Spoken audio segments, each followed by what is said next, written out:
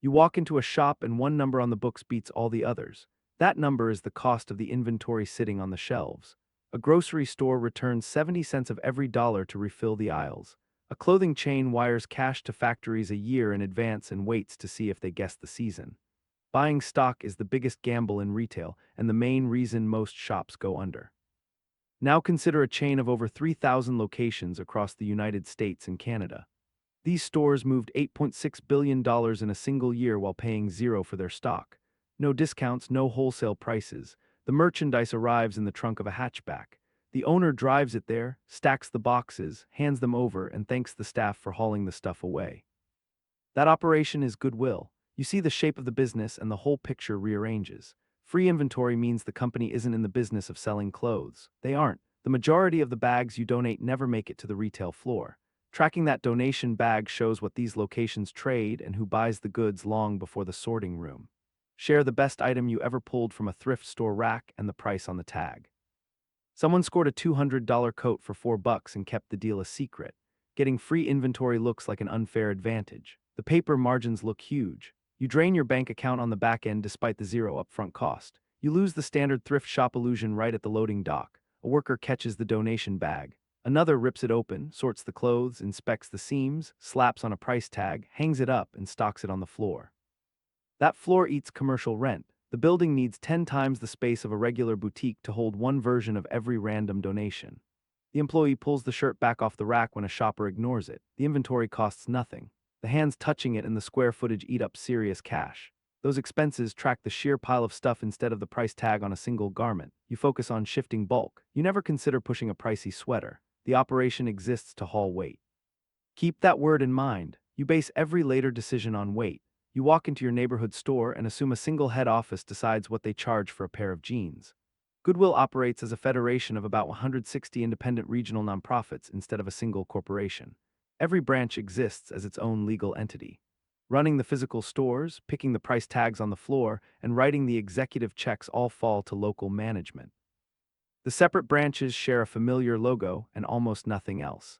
That structural independence explains the executive paychecks. In Houston, the top local executive took home more than $1.3 million in total compensation. Over a single 12-month period, Goodwill Omaha paid its chief executive a total of $933,444. $4 to $600,000 barely registers across major metropolitan areas. Because of the underlying funding model, those large salaries stay intact. During any given year, the operation relies on the retail tails for its revenue. This structure bypasses government grants requiring constant renewals and wealthy donors who read financial filings. Funded by retail shopping, a charity answers to almost nobody. The customer believes they are buying clothes, and the donor believes they are giving to a cause. Neither person views themselves as an actual stakeholder holding the organization accountable for those financial decisions. You drop off those 4 carrier bags in the back room. Sitting inventory burns cash, so the staff forces a rapid triage. You watch the sorter toss anything stained, torn, wet, or smelling of a loft into the dumpster. You notice workers pull the pieces with obvious value aside for the separate online operation.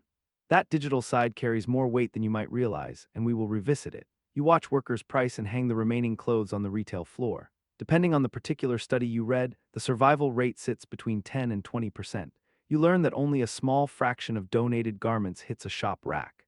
Your original 4 bags tell a different story. 1 bag's worth at best earns the retail experience you pictured when you dropped them off. The other 3 bags enter a distinct business. The pricing model works like a ladder. Each lower step drops the cost and speeds up the turnover. You watch the staff slap color tags on the hangers on the retail floor. A new tag color hits the discount rack every 7 days. 4 weeks of sitting on the rack seals an item's fate. The piece fails to sell at the original sticker price and stalls at the half-off markdown. The square footage holding that hanger now holds more value than the garment itself. The unsold items leave the rack and head to the outlet. Walking into a Goodwill outlet feels nothing like a regular shopping trip. You stand in a warehouse staring at giant blue bins. Unsorted clothes form loose piles inside those containers without any price tags attached. You pay by the pound. The registers ring up soft goods at rates between $1.29 and $2.19 for every pound of fabric. You spot resellers treating this hunting ground as a full-time job. The early arrivals line up at the doors with work gloves on before the locks turn. The frantic pace of the room reveals the raw speed of the turnover. Fresh bins hit the floor every 15 to 30 minutes. A piece of clothing survives on the concrete for a maximum of 2 hours before the clock runs out. 2 hours. A shirt that took a factory worker in Bangladesh 20 minutes to stitch and hung in a closet for 3 years gets a 2 hour audition at the bottom of a blue bin before it vanishes. Once an item leaves the outlet floor, it bypasses the dump. Workers compress the fabric into bales, weigh them, and sell them to textile brokers by the pound. Between 40 and 75% of all donated textiles leave through this door. Size, brand, and style stop mattering at this point. Brokers measure the material in tons and load it into a shipping container. The container heads to a destination outside America. Walk into Canton Market in Accra, Ghana. 15 million garments arrive there from the global north every week. This space ranks as one of the largest second-hand clothing markets on Earth. Over 30,000 people make their living inside it. They unpick bales, repair tiers, restyle hems, resell pieces, and run an informal economy built on the contents of Western wardrobes. The local traders have a twee name for these bales, Uniwa Wu, or dead white man's clothes. The traders apply strict logic here. Someone giving away high-quality clothing in such volume must have died. Once those bales arrive at Catamonto, 40% of the contents leave again as waste. Heavy stains, cheap materials, or poor construction ruin any chance of a second life. That percentage equals 6 million garments a week. They travel 4,000 miles to become a landfill problem for someone else. The traders pay for those bales up front, sight unseen. They absorb the financial cost of the rubbish buried in the middle. You drop an item in a donation bin, believing it will help someone. Workers sort it for resale value, and a retail clerk sells it. A broker buys it by the pound, then workers bale it and sell it a third time by the ton. A cargo ship carries it across an ocean to a trader in Accra who buys it for the fourth time. 4 times out of 10, someone burns it or dumps it. Every business in that chain collects a payment, but nobody in that chain pays you. You might want a clear villain to blame for this mess. The actual history offers something far more compelling than an angry narrative. The popular story claims used imports destroyed African clothing factories. Kenya provides the clearest example. At its peak back in the 1980s, the Kenyan textile sector hired nearly 500,000 workers. 2 decades later, official sector payrolls dropped below 50,000. Those numbers show a brutal drop. The bales of used clothes share the blame with several other factors. The government opened up Kenyan trade in the 1990s. Cheap new garments from Asia flooded the market. Domestic cotton supply chains collapsed alongside them. The local mills lost access to cheap raw materials and had no way to compete. Used garments applied only one type of pressure. Blaming them for the whole collapse creates a neat narrative. That story shatters the second you examine the facts. The other side of this economic equation gets almost no attention. 2 million Kenyans. That is how many people earn their living in the Matumba trade. Those workers sort, haul, mend, and sell used garments. They pump serious cash into the local economy every month. This market did more than wipe out old factories. The system flattened the original manufacturing base. A much larger, far less stable, lower margin network grew on top of that rubble. The workers protect this new network because it pays their bills. Politicians float the idea of banning Matumba from time to time. The traders lead the fight against those proposals. You are looking at a structural shift. The supply chain reassigned the roles of manufacturing and reselling. You run into the most useful example in the whole business next. You might know it from the name on the storefront. Savers, Value Village, Unique. One parent company owns all three. You are looking at the biggest for-profit thrift operation on the continent. A private equity firm called Ares Management owns the whole thing. The company pulled in over $500 million in a private offering before setting its sights on the New York Stock Exchange. You will not find a single nonprofit in that chain of events. This business model strips down to the bare bones. The company buys donated stuff from charity partners. They write a check for a few cents a pound or a flat fee per item. That check clears whether the item sells or not. Then the company slaps a second-hand retail price on it. You build the whole operation on the gap between those pennies by weight and the sticker on the hanger. The state tested that margin with a lawsuit. The Washington State Attorney General filed the suit. The state argued the chain tricked shoppers into thinking they were funding good causes. The company took the case all the way up. Washington Supreme Court handed down a unanimous ruling in February 2023. The judges ruled for the company. They decided the marketing counted as protected speech.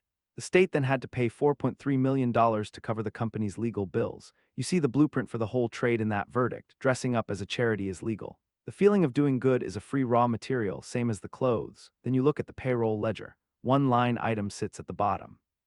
You read Section C of the Fair Labor Standards Act, and that piece of paper lets employers pay disabled workers below the legal minimum.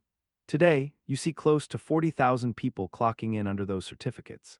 The majority take home less than $3.50 an hour. You realize managers calculate that number by the hour. The federal government drafted a rule to kill the program in 3 years. Washington pulled that rule back in July 2025. You watch the certificates stay active. 18 states ban the practice inside their borders. You notice the trend moving in one direction, though the pace is slow. You find these exemptions operating inside the Goodwill network. Land of Lincoln Goodwill in Illinois pays 21 employees below the minimum. Ohio Valley Goodwill kept nearly 300 workers on those same subminimum paychecks. You remember each location operates as an independent franchise. Many branches surrendered their certificates years ago. You read the mission statement hanging on the wall promising job training for people facing barriers to employment. A legal document sits in the filing cabinet permitting managers to pay the same workers under $3.50 an hour. You look at the chief executive in Houston clearing $1.3 million. Both paychecks exist in the same organization. You see the corporate structure keeping the mission statement and the filing cabinet insulated from each other. The revenue stream starts with a free input. You look at a thrift chain and see a retail store, but the operation runs as a materials handling business in disguise. 3 distinct revenue layers stack up on top of that single free supply. The first tier claims the high-value items. Workers pull these pieces during the sorting process and ship them to national buyers, bypassing the local floor. That vintage designer jacket you spent an hour hunting for ended up in this pipeline. Beneath the retail and online sales sits the wholesale tier. This level handles the bulk of the physical weight and generates the baseline profit. A textile broker purchases the unsold inventory by the pound, paying a set rate regardless of current fashion trends. This final tier creates a resilient financial structure. A standard clothing store takes a direct financial hit when buyers ignore a new collection, while the thrift operation bails up the unwanted inventory and sells the mistake by weight. A hard financial floor protects the bottom line. This safety net redefines the role of the Saturday shopper browsing the clothing racks. That buyer occupies the highest step on a 4-step revenue ladder, so the operation survives without the retail customer. The indispensable participant is the person standing in the parking lot with 4 heavy bags, waiting for a tax deduction receipt. The transaction positions the shopper as the primary supplier. You drop off the raw materials at zero cost and leave feeling grateful for the opportunity. If you liked today's video, please help us by subscribing to the channel. Hit the like button and tell us what we can cover in the next video.